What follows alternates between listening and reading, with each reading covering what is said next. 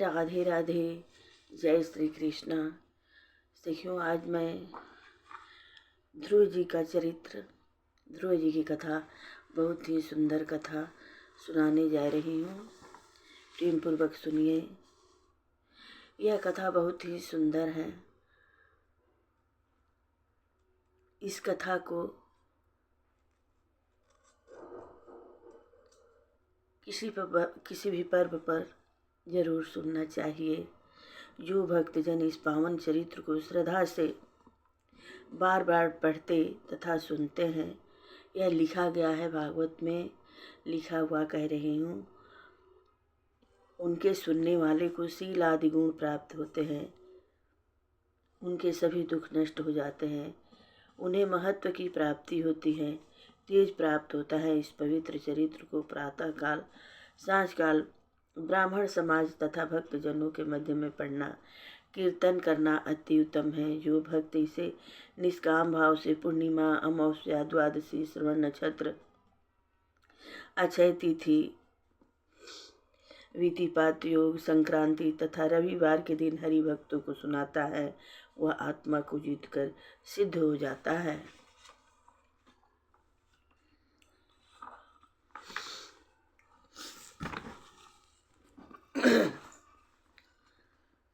जो भगवान श्री कृष्ण चंद्र भक्तों पर अति कृपा करने वाले हैं तथा भक्तिहीन साधक हठ पूर्वक जिनकी परछाई को भी नहीं छू सकते हैं, तथा जिन भगवान कृष्ण के समान किसी का भी ऐश्वर्य नहीं है, उनसे अधिक हो ही क्या सकता है, ऐसे ऐश्वर्यवान भगवान कृष्णचंद्र को जो सर्वदा अपने ब्रह्म स्वरूप में विहार करते हैं, मैं बारंबार उन कृष्ण को नमस्कार करती हूँ।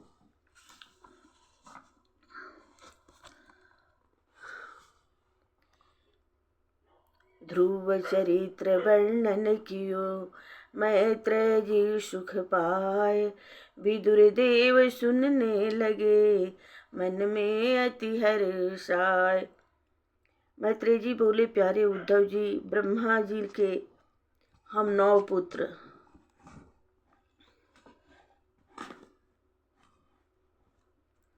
संकादिक, नारद, ऋभुहंस, वरुणी, अरुणी तथा यति ने गृहस्थ आश्रम स्वीकार नहीं किया था। ये नैष्ठिक ब्रह्मचारी रहे, इनका कोई वंश नहीं चला। ब्रह्मा जी के अधर्म नाम पुत्र की स्त्री का नाम मूसा था। उसके दंभ पुत्र तथा माया कन्या उत्पन्न हुई। उस अधर्म के पुत्र पुत्री को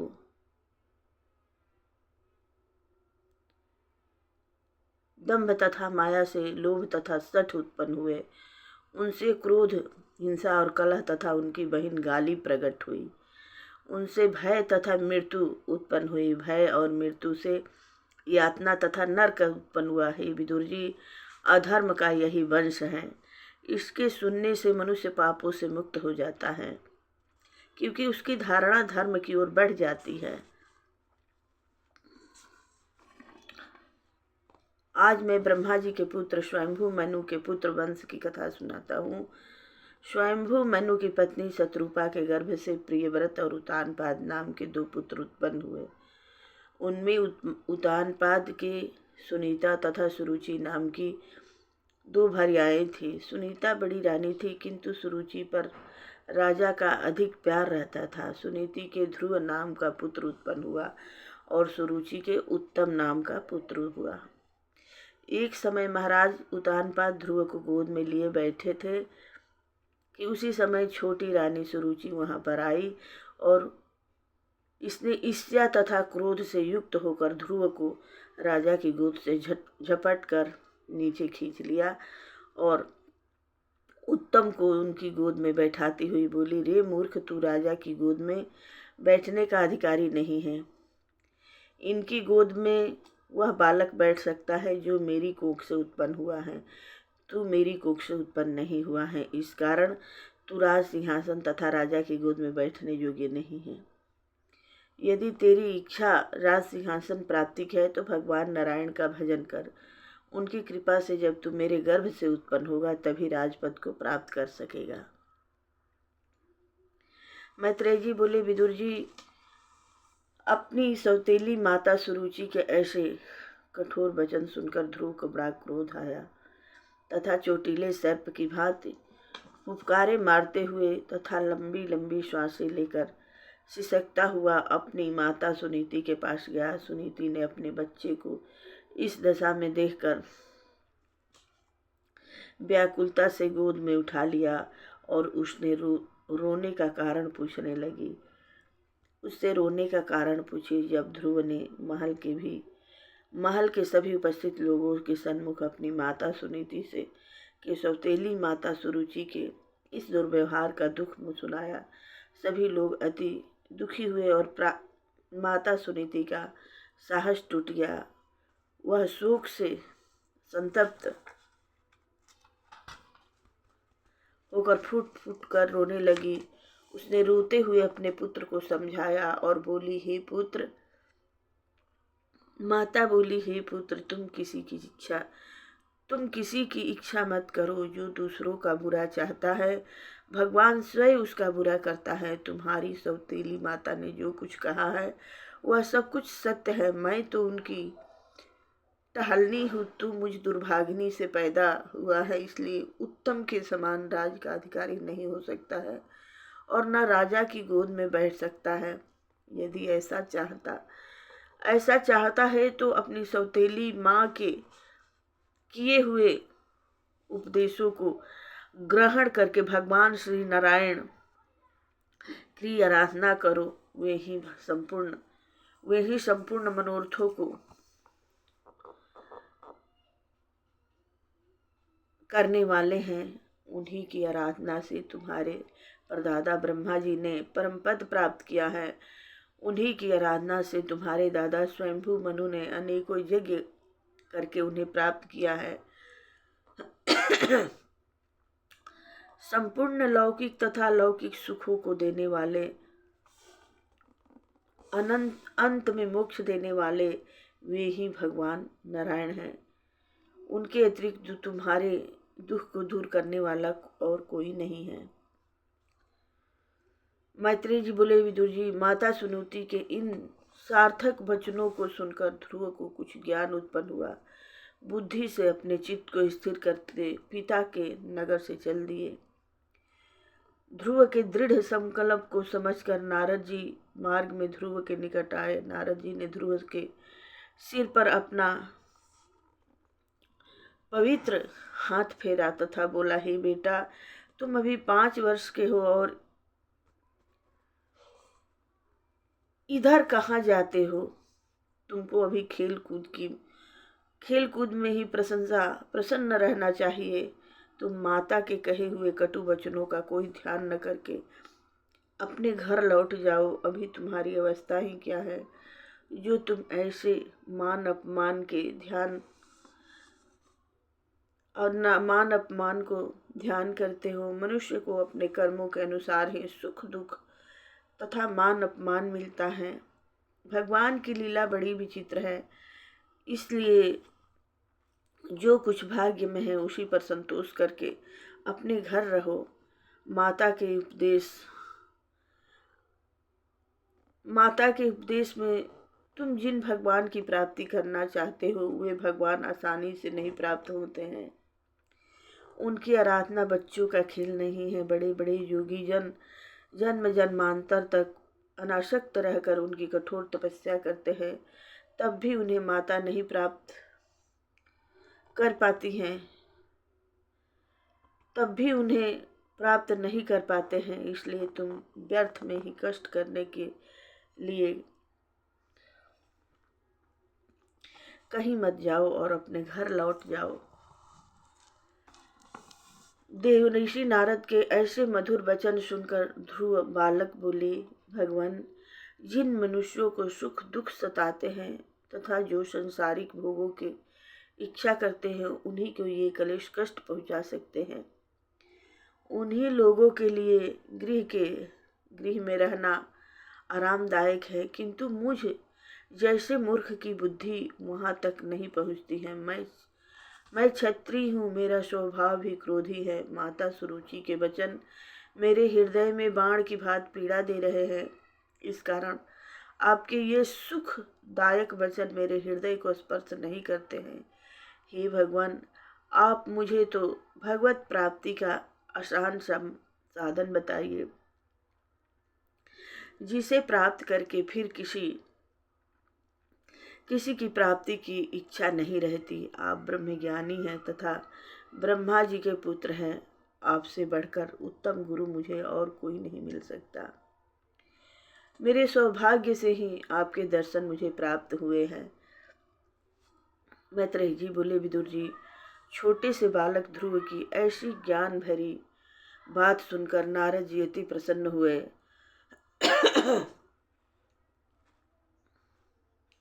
तथा इस प्रकार बोले, बेटा ध्रुव,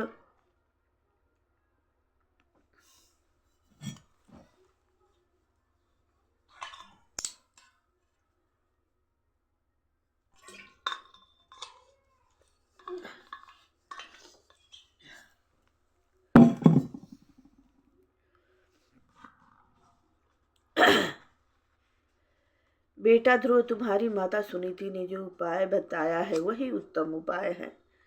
भगवान वासुदेव की प्राप्ति के हेतु उन्हीं का भजन करो। अर्थ, धर्म, काम व मोक्ष चारों पदार्थों के देने वाले वे ही श्री वासुदेव हैं। बेटा, अब तुम यमुना किनारे जाओ। वहाँ कालिंदी के तट पर मधुवन में सदा भगवान का निवास रहता है।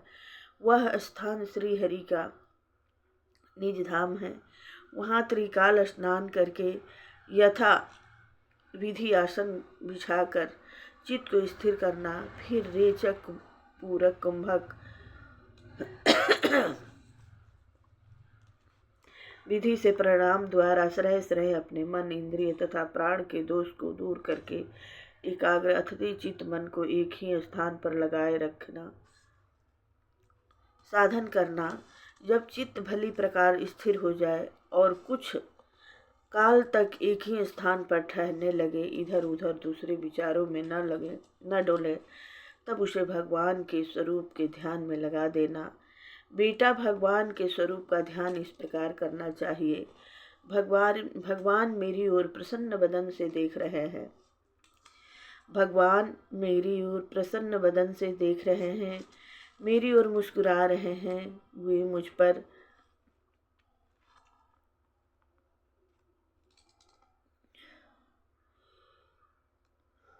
वह मुझे वर देने आए हैं। उनके अंग प्रत्यंग अति सुंदर तथा मनोहारी हैं। उनकी किशोरावस्था है। शरीर की गठन अति सुंदर तथा सुडौल है। वे अति बलशाली हैं। उनके शरीर पर रत्न जड़ित मुकुट झिलमिला रहे हैं। कानों में मकराकृत कुंडल करोड़ों सूर्यों के समान उनके मुख मंडल की छटा चमचमा रही हैं। भक्तों के अतिरिक्त उनके मुखमंडल की ओर अन्य कोई दृष्टि भी नहीं कर सकता है। उनका तेज अपार है। गोल मुखाकृति चित्त को खींच लेती हैं।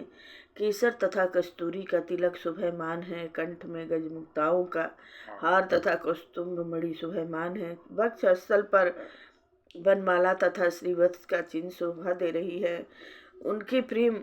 उनके मेघ वर्ण श्याम शरीर पर दुपट्टा पहना हुआ है। कटी भाग में पीताम्बर तथा करधनी शोभा पा रही है। उनके 4 भुजाएं हैं, जिनमें भक्तों को अभय देने वाले आयुध, शंख, चक्र, गदा, पद्म शोभा पा रहे हैं। उनकी भुजाओं में भुजदंड, बाजूबंद, कंगन आदि विभूषित हैं।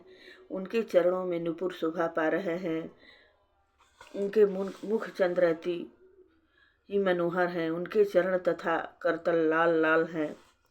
उनके होठों का रंग बिंब फल के समान रक्त वर्ण है। इस प्रकार भगवान मंगलमय मूर्ति का ध्यान स्थिर चित्त से करना चाहिए तथा जब तक शांत हो उसी मूर्ति पर ध्यान लगाए रखना चाहिए। इस प्रकार ध्यान लगाने से साधक का मन उन्हीं परमानंद में मग्न हो जाता है। फिर चित्त नहीं करता कि वह लौटकर अन्यत्र डोले। हे बेटा, इस प्रकार ध्यान करते हुए तुम एकमात्र बताता हूँ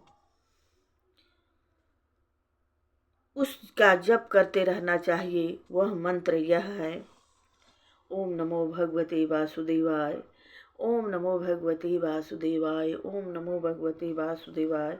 इस मंत्र का 7 रात्रि तक जप करने पर मनुष्य आकाश में घूमने वाले सिद्धों का दर्शन प्राप्त कर लेता है। इस मंत्र का 7 रात्रि तक जप करने पर मनुष्य आकाश में घूमने वाले सिद्धों का दर्शन प्राप्त कर लेता है। देश तथा स्थल के अनुसार जो पूजा की सामग्री प्राप्त हो उससे नित्य भगवान वासुदेव का पूजन करें। उनके पूजन में इसी मंत्र का प्रयोग करें। उनका पूजन नित्य करें। उनके पूजन में शुद्ध जल, पुष्प, जंगली फल, फूल, दुबिया, वलकल तथा तुलसी का प्रयोग करें। सदा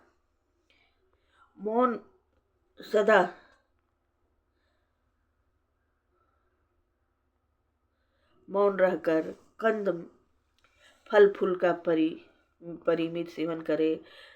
तत्पश्चात उनकी कथाओं, लीलाओं का मन ही मन चिंतन करें। भगवान की पूजा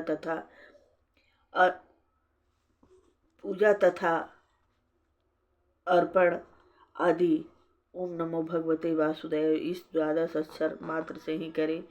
हे ध्रुव, इस प्रकार भगवान का पूजन तथा उनकी आराधना करने से अति प्रसन्न हो जाते हैं और अर्थ, धर्म, काम, मोक्ष को देते हैं।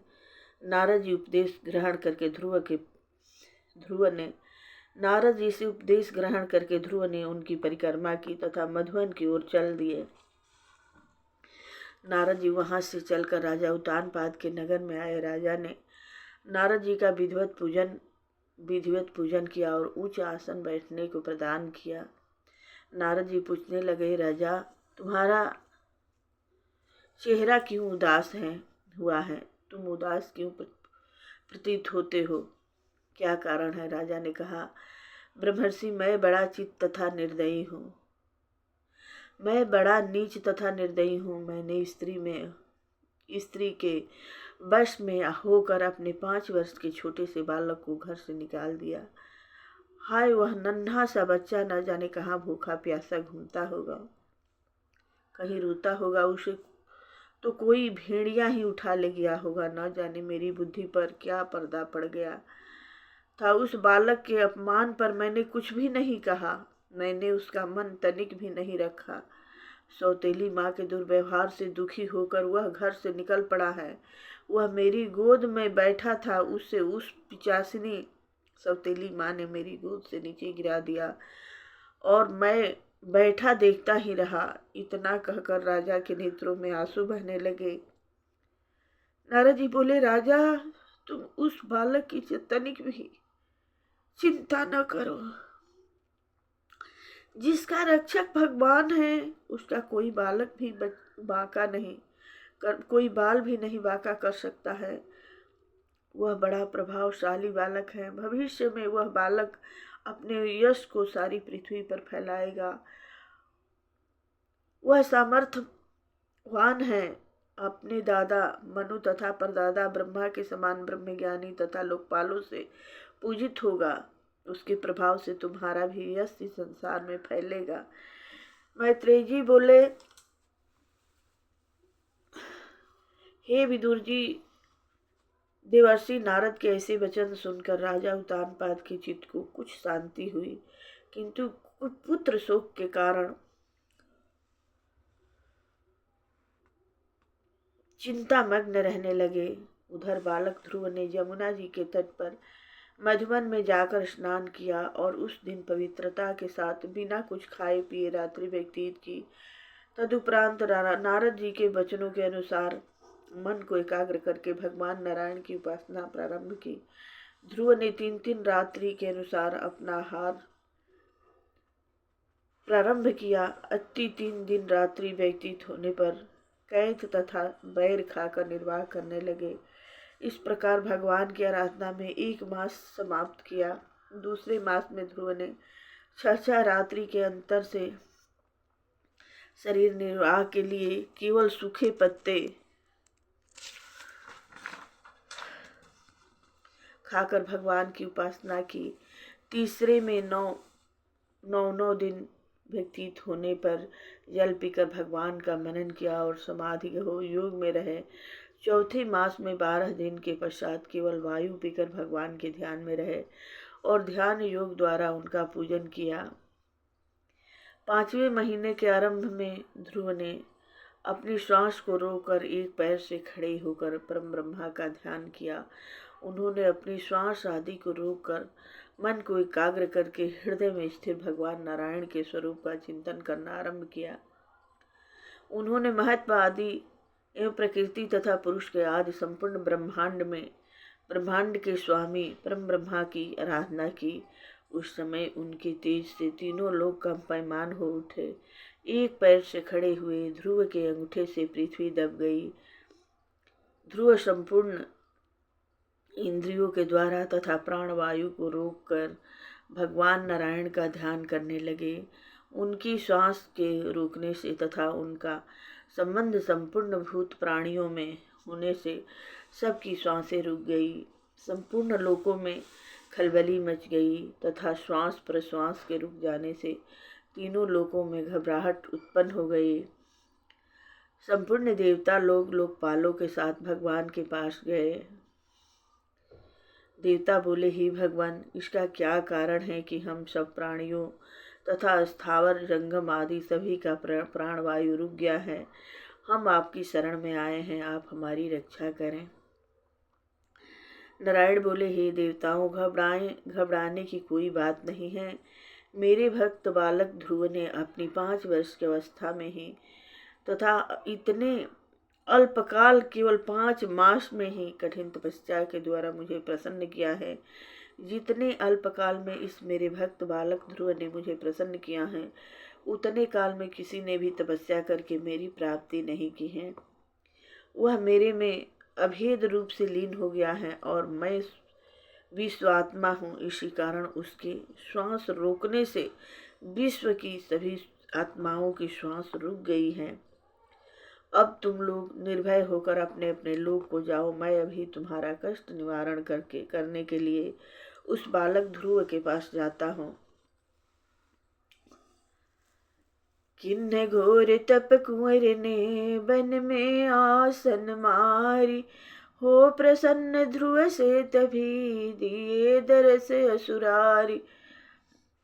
मैत्रेय जी बोले, हे विदुर जी, भगवान नारायण से आज्ञा लेकर देवता गण स्वर्गलोक को गए। भगवान गरुड़ पर सवार होकर ध्रुव जी के निकट बधुमन में आए। उस समय ध्रुव जी ध्यान योग में भगवान का ध्यान कर रहे थे। भगवान की वह अपूर्व झांकी हृदय कमल से सहसा लुप्त हो गई। ध्रुव जी ने घबराकर अपने नेत्र खोल दिए। तब उन्होंने देखा कि जिस दीप्यमान ज्योति के दर्शन मैं हृदय में कर रहा था, वह साक्षात मेरे सन्मुख खड़ी हैं। उन ज्योति में भगवान के दर्शन प्राप्त करके ध्रुव बालक बड़े आश्चर्य में आए तथा प्रेमावेग में विहल होकर उनके चरणों पर गिर पड़े। उनकी ओर एकटक निहारने लगे, मानो उन्हें नेत्रों द्वारा हृदय में पी जाएंगे। वे प्रभु के चरणों पर पड़े पड़े उनकी विनय करने लगे, किंतु अपने को असमर्थ सा देखकर घबराने लगे। तब उनके मन की बात समझकर भगवान ने अपने शंख को ध्रुव के कंठ में छुआ दिया। उस शंख के स्पर्श करते ही ध्रुव को अपूर्व ज्ञान उत्पन्न हुआ तथा भगवान की स्तुति करने लगे।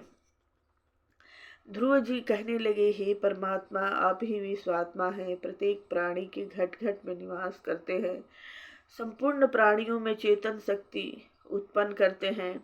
हे प्रभु, मैं आपको प्रणाम करता हूँ। हे प्रभु, आप एक होकर भी अनंत हैं। यह संपूर्ण भूत प्राणी आप ही से उत्पन्न हुई हैं। आप मुझे अपने भक्त जनों का संग प्रदान कीजिए, जिनके सत्संग से आपके कथामृत को पान करके मस्त हो जाऊंगा। जो भक्तजन आपके कथामृत को नित्य निरंतर पीते हैं, वे संसारिक विषय वासना, स्त्री पुत्र आदि में मोह नहीं करते हैं। उनसे अलग रहकर सदा आप में रमते रहते हैं। हे परमात्मा, मैं आपके स्थूल रूप को भली प्रकार जानता हूँ, किंतु आपके सूक्ष्म रूप को, जो इस विश्व मोहिनी माया से परे है, मैं नहीं जानता हूँ। हे भगवान, ब्रह्म रूप होकर इस सृष्टि की रचना करते ही आप शुद्ध रक्तमय नित्य मुक्त तथा सबके साक्षी हैं। आप ही सर्वज्ञ निर्विकार परमात्मा आदि अनंत और अंत और मध्य रहित पुण्य त्रिगुणमयी सृष्टि के स्वामी तथा माया से परे अखंड अनंत व अनादि ब्रह्मा हो। हे प्रभु, जो भक्तजन आपके परमानंदमय स्वरूप का ध्यान निष्काम भाव से सदा करते रहते हैं, उनके लिए संसारिक भोग राज लक्ष्मी आदि कुछ भी नहीं है। केवल आपके चरणों की आराधना सर्वोत्तम फल है। लेकिन फिर भी आप मुझ जैसे अष्टकाम भाव से आराधना करने वाले प्राणियों की कामना पूर्ण करते रहते हैं। मैत्रेय जी बोले, विदुर जी, जब ध्रुव जी ने भगवान की इस प्रकार प्रशंसात्मक स्तुति की, तब भगवान बोले, हे राजकुमार, मैं तेरे अंतःकरण की बात को जानता हूँ। तेरी सभी इच्छाएं पूर्ण होगी। तुझे वह दुर्लभ पद देता हूँ जो बड़े बड़े योगी जनों को भी प्राप्त नहीं होता है, जिस लोक को अभी तक कोई प्राप्त नहीं कर सका है, तथा जिसके चारों ओर ज्योतिष चक्र घूमता रहता है, तथा जिसके आधार पर यह संपूर्ण ग्रह नक्षत्र घूमते हैं, प्रलय काल में भी जिसका नाश नहीं होता है, नक्षत्रों के साथ सप्तऋषि जिनकी प्रदक्षिणा करते रहते हैं, वह ध्रुव लोक तुमको प्राप्त होगा। इस लोक में भी 36 सहस्त्र वर्ष तक पृथ्वी का शासन करके अनेकों दक्षिणा वाले बड़े बड़े यज्ञों द्वारा मेरी आराधना करेगा। तुम्हारा भाई उत्तम शिकार में यक्षों द्वारा मारा जाएगा। उस समय उसकी माता सुरुचि पुत्र विरह के कारण दावानल में भस्म हो जाएगी। तत्पश्चात सर्वोत्तम ऐश्वर्य भोग कर अंत समय में मेरे लोक को प्राप्त करेगा। मैत्रेय जी बोले, विदुर जी, बालक ध्रुव को ऐसा वर देकर भगवान नारायण अपने लोक को चले गए। भगवान के दर्शन प्राप्त करके उन्होंने दर्शनों का संकल्प तो ध्रुव ने पूर्ण कर लिया, किंतु उनके चित्त को शांति तथा विशेष प्रशंसा प्राप्त नहीं हुई। वे अपने घर को लौट आए। विदुर बोले, हे भगवान के दर्शन प्राप्त करके भी ध्रुव जी को प्रशंसा क्यों नहीं हुई? उन्होंने इतनी छोटी अवस्था में यज्ञ पुरुष भगवान को प्रसन्न करके भी अपने को कृत्य क्यों नहीं माना? मैत्रेय जी बोले, विदुर जी, अपनी सौतेली माता सुरुचि के वचनों से ध्रुव जी का हृदय इतना भिदा हुआ था कि भगवान के सन्मुख बार बार मांगने समय उनको उन वचनों का ध्यान बना रहा। इसी कारण ध्रुव ने श्री हरि से मुक्ति न मांगी। जब उनका वह मालिन्य भगवान की कृपा से दूर हुआ, तब उन्हें इस बात का ध्यान आया और पछता कर कहने लगे, वाह, जिस भगवान के चरण रज की प्राप्ति के लिए संकादिक बड़े बड़े तपस्वी तथा योगी जन तरसते रहते हैं, तथा समाधि योग से जन्मांतर तक उनकी आराधना करते रहते हैं, फिर भी उनके दर्शन प्राप्त नहीं होते हैं। उन श्री हरि को मुझ बालक ने 6 मास में ही प्राप्त कर लिया, किंतु उनसे कुछ नहीं मांगा, केवल नष्ट होने वाला संसारिक भोग ही मांगा। मुझे तो मुक्ति मांगनी चाहिए थी। मेरी बालक बुद्धि ने मुझे घेर लिया। मैंने नारद जी की आज्ञा का पालन नहीं किया। पहले तो विश्वात्मा भगवान का प्रसन्न होना ही अति कठिन है, किंतु वे मेरी तपस्या से प्रसन्न भी हो गए। फिर भी मैंने नाशवान संसार को मांगा तथा अभिमान बढ़ाने वाला उच्च पद मांगा। ध्रुव जी इस प्रकार अपने मन ही मन पछताने लगे। हे विदुर जी, जिनको भगवान के चरण रविंदों के मकरंद का स्वाद लग गया है, वे उनके अतिरिक्त और किसी संसारिक वस्तु की इच्छा नहीं करते हैं। ध्रुव इस प्रकार पछताते हुए अपने नगर को लौट आए। जब राजा उत्तानपाद ने ध्रुव के लौटने का समाचार सुना, तो पहले तो उन्हें विश्वास ही नहीं हुआ, किंतु नारद जी की बात का स्मरण होते ही वे तत्काल नगर से बाहर आए। उनके साथ बहुत से कुल के वृद्ध मंत्री, बंधु बांधव तथा ब्राह्मण लोग अनेक प्रकार की उत्तम सवारियों से के सहित चले।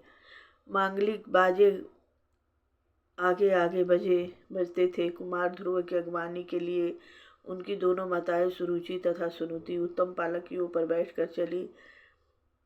तपस्वी ध्रुव को देखते ही राजा तुरंत रथ से नीचे उतर पड़े तथा झपट कर उसे गोद में उठा लिया। अब ध्रुव पहले के ध्रुव नहीं थे। उन्होंने विश्वात्मा भगवान के पवित्र चरणों का स्पर्श करके परम पद प्राप्त कर लिया था। उनके मुख कमल से अपूर्व आभा तथा ज्योति छिटक रही थी। राजा उत्तानपाद उन्हें बार बार कंठ से लगाकर आंसू बहाने लगे। ध्रुव जी ने अपने पिता के चरण स्पर्श करके उन्हें प्रणाम किया। फिर दोनों माताओं के चरण स्पर्श किए। छोटी माता सुरुचि ने ध्रुव को हृदय से लगा लिया और उसे चिरंजीवी होने का आशीर्वाद दिया। सुरुचि अपने कृत्य पर पछताने लगी।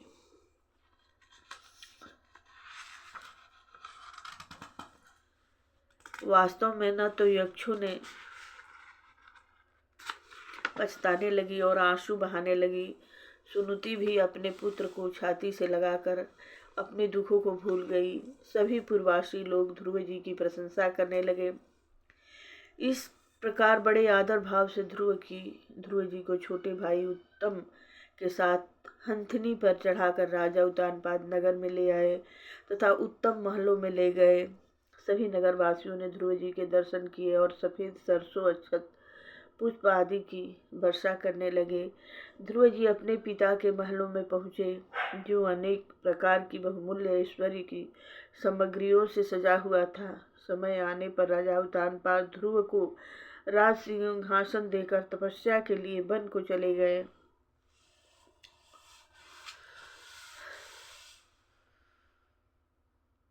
मैत्रेय जी बोले, विदुर जी, प्रजापति शिशुमार की पुत्री भ्रमी से ध्रुव जी ने विवाह किया। उनके कल्प तथा वत्सर नाम के 2 पुत्र उत्पन्न हुए। उनकी दूसरी पत्नी वायु की पुत्री ईला के गर्भ से उत्कल नाम का पुत्र तथा एक कन्या उत्पन्न हुई। उत्तम का भी विवाह नहीं हुआ था। वह स्वीकार खेलते हुए यक्षों द्वारा मारे गए। भाई की मृत्यु को सुनकर ध्रुव को बड़ा दुख हुआ तथा यक्षों से बदला लेने के लिए वे शीघ्र ही एक उत्तम रथ पर सवार होकर तथा अस्त्र शस्त्र से सुसज्जित होकर अलकापुरी की ओर चल दिए। वहां जाकर उन्होंने 10 दिशाओं को गुंजायमान करने वाली शंख ध्वनि की। जब यक्षों ने शंखनाद सुना तो शीघ्र ही अस्त्र शस्त्र लेकर ध्रुव जी से युद्ध करने के लिए नगर से बाहर निकल पड़े। महारथी ध्रुव ने बड़े धनुर्धर थे। उन्होंने अकेले ही संपूर्ण यक्षों को मार डाला। तत्पश्चात यक्ष लोग पुनः एक विशाल सेना, जो संख्या में 13 अयुति थी, लेकर ध्रुव जी पर टूट पड़े। परीघ, फरसा, खंडक, त्रिशूल आदि से उन पर प्रहार करने लगे। एक बार ध्रुव को उन्होंने अपनी शस्त्र वर्षा से इस प्रकार ढक दिया जैसे सूर्य को बादल ढक देते हैं। किंतु मुनियों ने ध्रुव जी को नारायण शस्त्र के चलाने की अनुमति दी। उन पर्वत निवासी मुनियों की आज्ञा मानकर ध्रुव जी ने आचमन करके नारायण शस्त्र का प्रयोग किया, जिससे यक्षों की रची हुई अनेक प्रकार की माया नष्ट हो गई। मैत्रेय जी बोले, ध्रुव जी के द्वारा असंख्यों यक्ष मारे गए।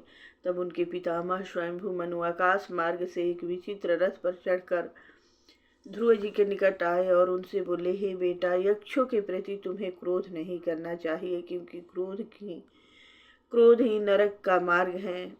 इस क्रोध को त्याग कर तुम इन निर्दोष यक्षों को न मारो, क्योंकि एक प्राणी के लिए तुमने सहस्त्रों प्राणियों का संहार कर दिया है। प्राणियों की हिंसा करना भक्त जनों के योग्य नहीं है। तुमने बाल्यकाल में ही सर्वात्मा श्री हरि को प्रसन्न करके परम पद प्राप्त किया है। तुम भगवान विष्णु के परम प्रिय भक्त हो, भक्त जनों के मार्गदर्शी हो, अतः तुम्हें यह निंदनीय कार्य न करना चाहिए। परमात्मा के प्रसन्न होने पर मनुष्य इस लिंग शरीर से मुक्त होकर ब्रह्म पद प्राप्त करता है। इसलिए अब मेरे कहने से इन निरपराध प्राणियों की हत्या से उपहृत हो जाओ, क्योंकि यक्ष लोग भगवान शंकर के सखा कुबेर जी के सेवक हैं। अपने अनुचरों की हत्या से कुबेर जी अप्रसन्न हो जाएंगे। तुम्हारे भाई को मारने वाले ये यक्ष नहीं हैं, सबको मारने वाला वह विश्वात्मा परमेश्वर ही है। वही सबको उत्पन्न करता है तथा सबको मारता है। वही प्रभु अपनी माया शक्ति से समस्त प्राणियों का सृजन, पालन तथा संहार करते हैं। वह अविनाशी, निर्गुण, नित्य, मुक्त तथा अंतःकरण में निवास करते हैं। तुम मेरे उपदेश से मैं मेरेपन के भाव को त्याग कर इस शत्रु भाव को भी त्याग दो। भगवान तुम्हारा मंगल करेंगे। इस प्रकार स्वयंभू मनु के समझाने पर ध्रुव जी ने उन्हें प्रणाम किया। उनकी आज्ञा शिरोधार्य करके अपने धनुष बाण को रथ में रख दिया। मैत्रेय जी बोले, हे विदुर जी, अपने परदादा शंभु मनु के समझाने से ध्रुव का क्रोध शांत हो गया। जब कुबेर जी को यह प्रतीत हुआ तब वे ध्रुव जी के निकट आए और बोले, हे बेटा, तुमने अपने दादा के समझाने पर शत्रुता त्याग दिया है। मैं तुमसे अति प्रसन्न हूँ। वास्तव में न तो यक्षों ने तुम्हारे भाई को मारा है और न तुमने यक्षों को मारा है। इन समस्त प्राणियों का विनाश करने वाला केवल काल भगवान है। यह अपनत्व केवल अज्ञान से उत्पन्न होता है। इसी कारण मनुष्य एक दूसरे को मारने वाला समझता है। हे ध्रुव, अब तुम जाओ और भगवान का भजन करो। तुम्हें जिस वर की इच्छा हो वह निःशंक भाव से मुझसे मांग लो। यक्षराज के ऐसे वचन सुनकर ध्रुव जी ने भगवान की अखंड स्तुति का वर मांगा। इडविदा के पुत्र कुबेर जी ने ध्रुव जी को प्रसन्न होकर उन्हें भगवान की स्तुति का वरदान दिया और वे अंतर्ध्यान हो गए। ध्रुव जी अपनी राजधानी को लौट आए और आनंद पूर्वक राज करते हुए अनेकों बड़ी बड़ी दक्षिणाओं वाले यज्ञों से यज्ञ पुरुष भगवान को प्रसन्न किया। 36,000 वर्ष तक धर्म पूर्वक राज करके वह स्त्री पुत्र आदि को त्याग कर बद्रिकाश्रम को भजन करने चले गए। वहाँ उन्होंने इंद्रियों को बस में करके अपने मन को भगवान के स्वरूप में लीन कर दिया। फिर समाधिस्थ हो गए। ध्रुव जी के अंत समय में एक सुंदर विमान आकाश से उतरा। उसमें 2 पार्षद नंद सुनंदन थे, चतुर्भुज रूप धारण किए हुए थे।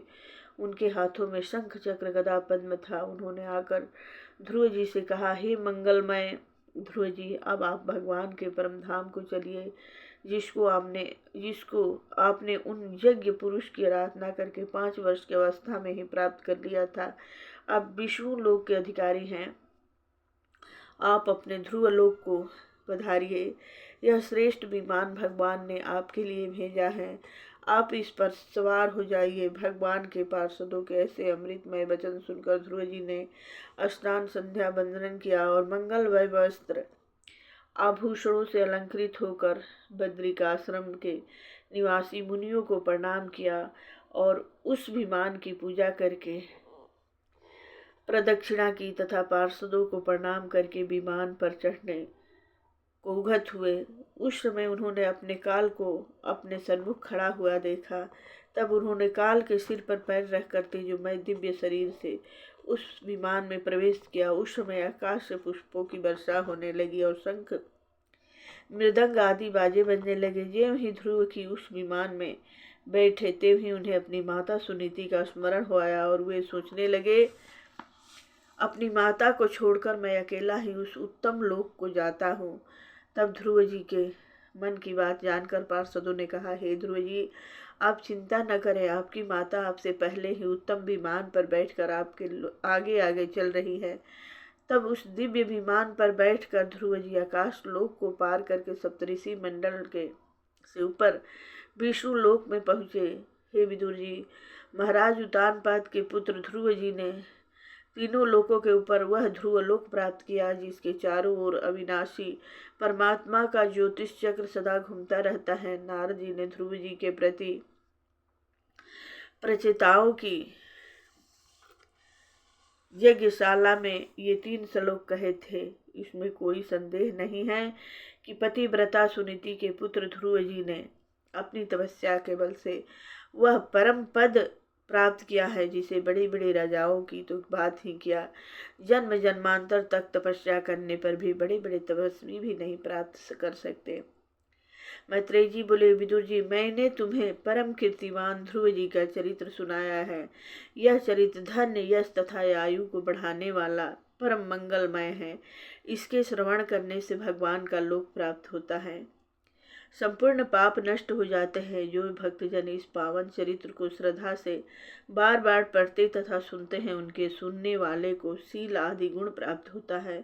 उनके सभी दुख नष्ट हो जाते हैं, उन्हें महत्व की प्राप्ति होती है, तेज प्राप्त होता है। इस पवित्र चरित्र को प्रातः काल, सांझ काल, ब्राह्मण समाज में तथा भक्त जनों के मध्य में पढ़ना, कीर्तन करना अति उत्तम है। जो भक्त इसे निष्काम भाव से पूर्णिमा, अमावस्या, द्वादशी, श्रवण नक्षत्र, क्षय तिथि, विधिपात, योग संक्रांति तथा रविवार के दिन हरि भक्तों को सुनाता है, वह आत्मा को जीतकर सिद्ध हो जाता है।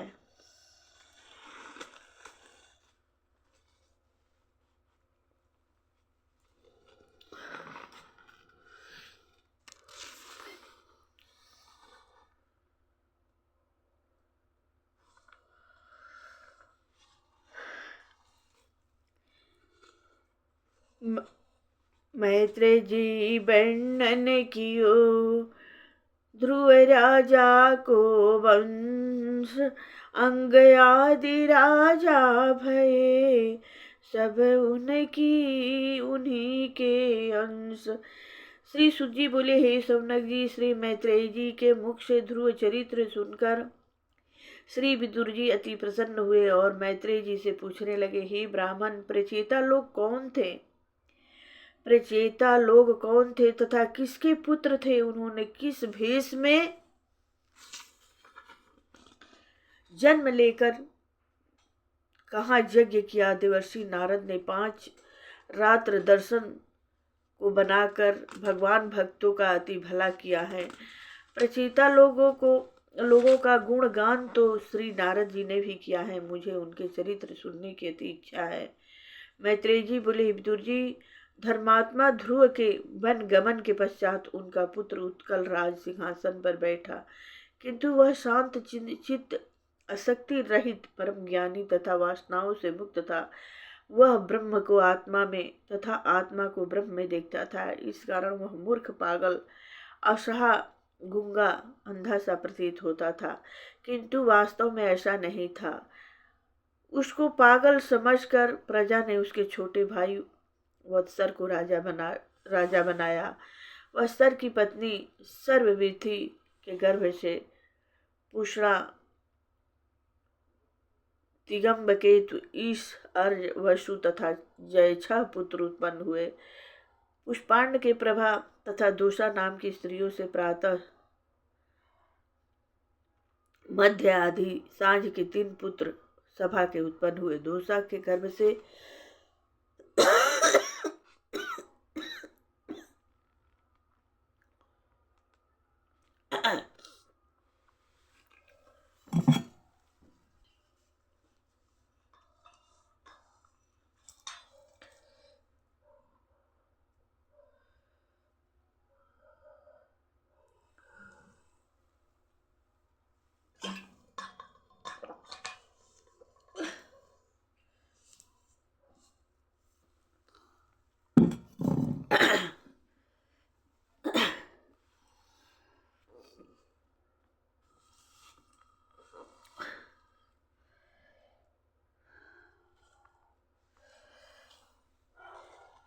अब कथा यहीं विश्राम करते हैं।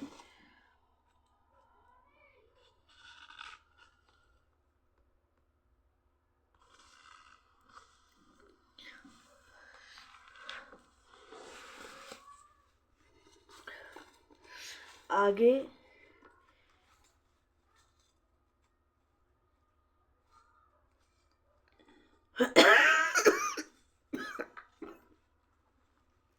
की कथा अगले भाग में सुनाऊंगी। अब कथा यहीं पर विश्राम लेते हैं। श्री भागवत भगवान की है आरती, पापियों को पाप से है तारती। श्री भागवत भगवान की है आरती, पापियों को पाप से है तारती। ये अमर ग्रंथ ये मुक्ति पंथ, ये अमर ग्रंथ ये मुक्ति पंथ, ये पंचम वेद निराला है, नव ज्योति जगाने वाला है। हर नाम यही, हर यान यही, हर नाम यही, हर यान यही, जग के मंगल की आरती, जग के मंगल की आरती, पापियों को पाप से है तारती।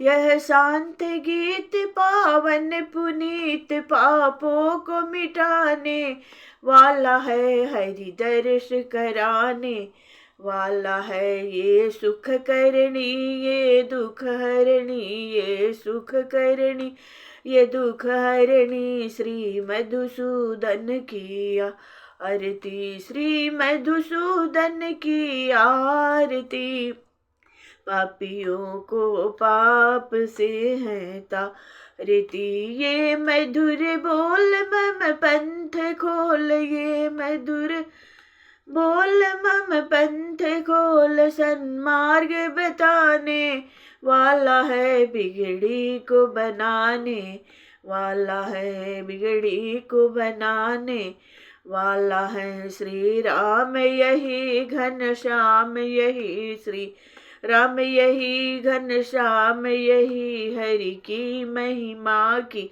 आरती, हरि की महिमा की आरती, पापियों को पाप से है तारती, प्रभु की महिमा की आरती, पापियों को पाप से है तारती। प्रेम से बोलिए भागवत भगवान की जय। जय जय ध्रुवंश की जय हो, जय जय ध्रुव चरित्र की जय, मंगलमय भगवान की जय। कथा विसर्जन होत है, सुनो सकल सब देव, जो जन जहाँ से आए हैं तह तह करहु निवास। प्रेम से बोलिए मंगलमय भगवान की जय हो।